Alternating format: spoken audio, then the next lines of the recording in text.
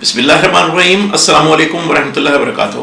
دوستو، میرا نام ہے امیر سجاد بیگ.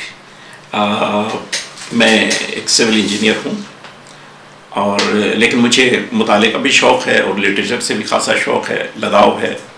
اور بہت کئی سالوں سے میں اردو لٹریچر، اردو ادب پڑھتا ہوں، ابھی مطالعہ کرتا ہوں، اور میں لٹریچر کا طالب علم کہہ لیں مجھے.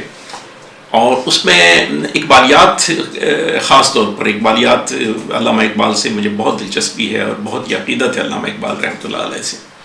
تو ان کی ایک فارسی کی نظم ہے، ان کی بڑی مشہور کتاب ہے پیام مشرق. اس میں ایک نظم ہے کرم کتابی کیڑا. وہ میں سنا دیتا ہوں پہلے فارسی میں، اس کے بعد اس کا ترجمہ کر دوں گا. اب کرم کتابی جو ہے، یہ بیسیکلی کتابی کیڑے کو کہتے ہیں، اور اس کو بک وارم کو بھی کہتے ہیں، اور ایسے شخص کو بھی کہتے ہیں جو کہ تھیوریٹیکل باتیں زیادہ کرتا ہو، عملی کم ہو، اور وہ تھیوریٹیکل ہماری طرح باتیں زیادہ کرتا ہو. تو پہلے میں نظم سنا دیتا ہوں. کرم کتابی. شنیدام شب دار کتب خون ایمان، شنیدام شب دار کتب خون ایمان، به پروانو می گفت کرم کتابی، با اوراق سینو نشیمان گرفتم، پس دیدم از نسخه فاریابی. نفهمیدم حکمت زندگی را، نفهمیدم حکمت زندگی را، هما تیر روزم زب آفتابی. نکو گفت پروانه نیم سوزه که این نکته را در کتاب نیابی، تپش می کند تازه تر زندگی را، تپش می دهد بال و پر زندگی را. شنیدم شب در کتب خانه من.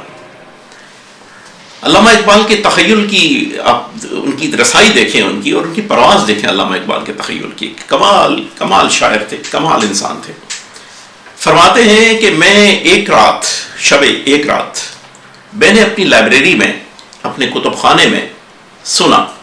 شنیدم شب دار کتب خانہ من. ایک رات میں نے اپنی لائبریری میں، اپنے مطالعے کے کمرے میں سنا. پروانہ می گفت کرم کتابی. ایک پروانے سے ایک کتابی کیڑا محو گفتگو تھا. اب آپ دیکھیں ان دونوں کی نیچر دیکھیں، ان دونوں کی فطرت الگ ہے. پروانے کی فطرت تو آپ کو پتہ ہے نا کہ آتا ہے اور وہ اپنی شمع پہ قربانی دے کے اور اپنے آپ کو جلا کے راکھ کر دیتا ہے، اور کس طرح یعنی کہ پریکٹیکل ہے وہ. اور ایک کتابی کیڑا جو ہے وہ آپ دیکھ لیں کتابوں کے اندر ہی گھسا ہوتا ہے، وہ اس کی ساری زندگی اسی میں مرکب جاتا ہے. اب یہ بیسیکلی ہے تو تمثیل دو جانوروں کی یا دو ان پتنگوں کی، لیکن یہ ہے انسانوں پر یہ اپلائی ہوتی ہے. تو وہ کتابی کیڑا اس سے کہتا ہے کہ با اوراق سینہ نشیمان گرفتم، میں نے ابن سینا فلسفی کے سارے اوراق چاٹ ڈالے.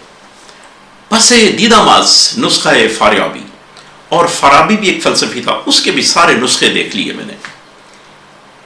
نہ فہمیدم حکمت زندگی را، لیکن میں زندگی کی حکمت سمجھ نہیں پایا.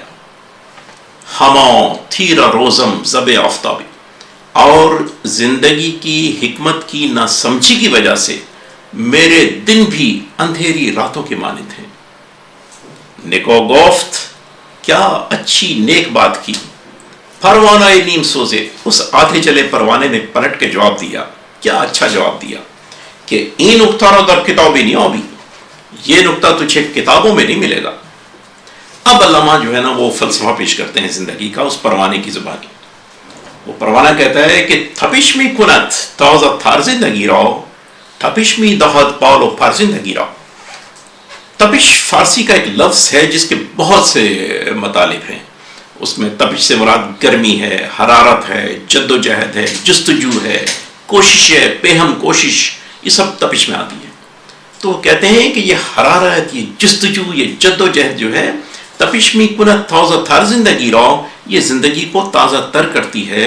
اور یہ جستجو، یہ حرارت، یہ جد و جہد، یہ عمل جو ہے، تپش می دہد بال و پر زندگی را، اور یہی زندگی کو بال اور پر عطا کرتی ہے. شنیدم شب دار کتب خانہ ایمان. دوستو، امید ہے آپ کو کلام اقبال پسند آیا ہوگا. انشاءاللہ وقتاً فوقتاً اس فورم کے اوپر، وائس آف پاکستان کے اوپر ہم حاضر ہوتے رہیں گے اور آپ کو نئی نظمیں یا نئی چیزیں پیش کرتے رہیں گے. وائس آف پاکستان کی جانب سے خدا حافظ، بہت بہت شکریہ.